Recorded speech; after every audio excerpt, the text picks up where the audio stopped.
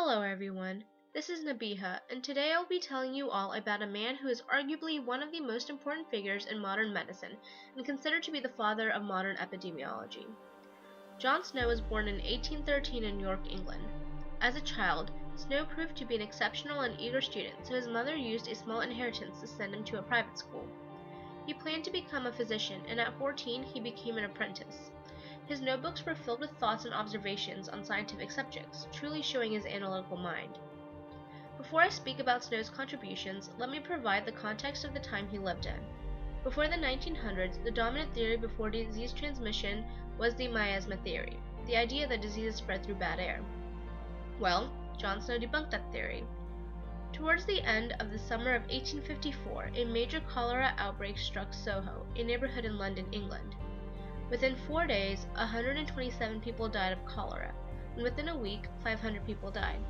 It is important to note that all of this occurred within 250 yards at the Cambridge Street and Broad Street intersection. John Snow came in and began investigating. He started by examining the neighborhood and talking to everyone he could.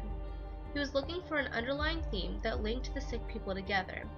He suspected some contamination of the water, but couldn't find any organic matter in it, which is what you would expect under the miasma theory.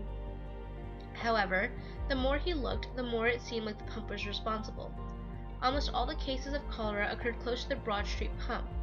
There were only 10 cases that were closer to another pump. Of these, 5 preferred the water from the Broad Street pump and got their water from there, and 3 were children who went to school near the Broad Street pump. The last 2 were unrelated and likely just background levels of cholera in the population.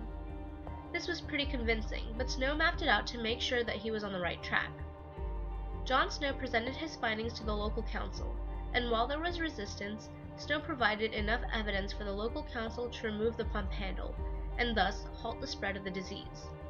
However, it was not until 1885 when Robert Koch identified the bacterium that caused the cholera disease, and Snow's theory was proven. Unfortunately, he was not around to see this discovery himself. John Snow died on June 16, 1858 at the age of 45. Over 150 years later, his legacy lives on, and his story is one of the first stories those interested in epidemiology hear.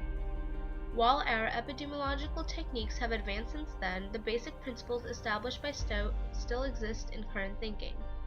So now I leave you all with a discussion question. What would have happened if John Snow did not discover the source of the outbreak, and where would modern public health be if his findings were not discovered?